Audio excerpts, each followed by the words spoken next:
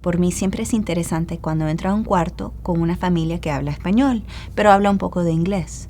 Muchas veces no hacen muchas preguntas en inglés y se quedan un poco callados, pero cuando empiezo a hablar en español es como ya se sienten cómodos, que pueden decirme qué son sus preocupaciones. Hay tanta información y tantas cosas que tenemos que entender que no son sencillas, que nuestra mente y nuestras emociones se limitan mucho al entender exactamente qué es lo que significa un diagnóstico. Una causa grande de que los niños no reciben las medicinas o las comidas o el tratamiento que recomiendan los doctores es que la familia no entienden y los médicos no quieren que eso ocurra, pero algunas veces es porque la familia no entiende las instrucciones.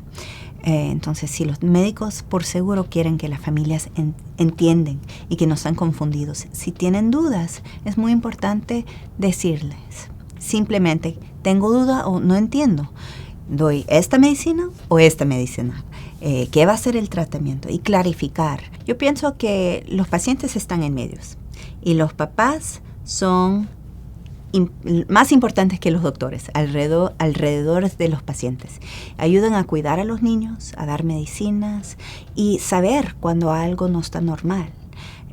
Y es muy importante que todos los doctores entiendan eso. Y estamos entendiendo más y más que es muy importante apoyar a los papás en cómo cuidan a sus hijos. Los doctores, porque son más educados que nosotros, a veces nosotros no tenemos confianza para preguntar las preguntas que necesitamos, pero no conocen mis hijos como yo. Yo no tenía la confianza de hacer todas las preguntas que yo tenía en la mente. Independientemente del idioma en que hablemos, tenemos el derecho de poder encontrar la respuesta que nosotros estamos buscando. El propósito de ir con el doctor es conseguir ayuda y conseguir apoyos que necesitamos para que nuestro hijo o nuestros hijos tengan un desarrollo lo más apropiado que se pueda. El idioma no tiene que ser una limitante. Antes de ir a la cita es importante preguntarle al doctor si tienen intérprete.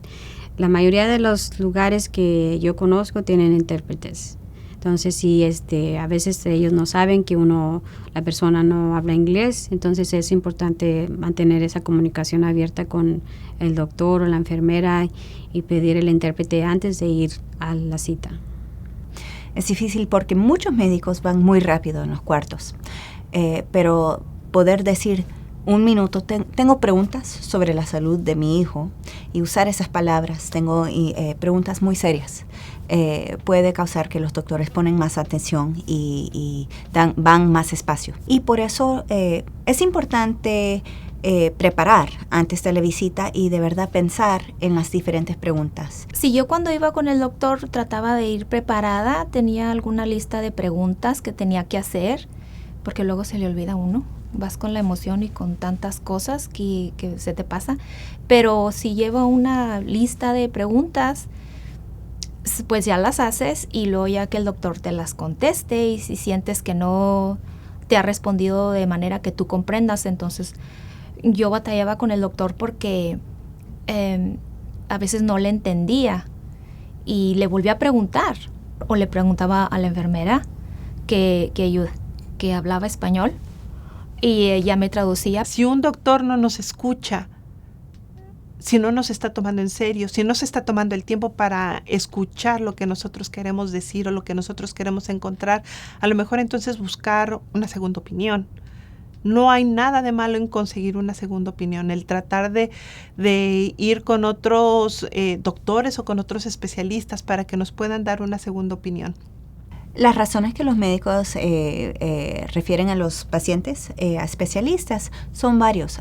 Algunas veces es simplemente que los especialistas pueden hacer procedimientos que los médicos no pueden. Entonces, es buena idea cuando los médicos generales mandan los pacientes a especialistas si hay preguntas sobre el diagnóstico o el tratamiento muy específico. Después de la cita médica, uno puede buscar información, tal vez en libros, en internet, y si uno no entendió lo que le dijo el doctor, buscar aclaraciones tal vez con su terapista o trabajador social, o igual leer un libro sobre el diagnóstico de su hijo. Es muy importante buscar información clara. Siempre es buena idea que la familia se lee y se educa sobre las condiciones de sus hijos, pero hay que tener cuidado. El Internet tiene muchos recursos que no son de buena calidad. Entonces, una buena pregunta que la familia puede hacer al médico es, ¿a dónde puedo leer sobre esto? Algunas veces hay bibliotecas o simplemente papeles que pueden leer para informarse en una manera que es información buena y que no es información mala. Pienso que los doctores y los papás de verdad tienen la misma meta, que los niños se componen, que se desarrollen, que tengan buena salud y que todo va bien. Entonces, si los papás pueden entender que los doctores quieren eso también, espero que eso causa que pueden hacer las preguntas que se necesitan para cuidar a sus hijos.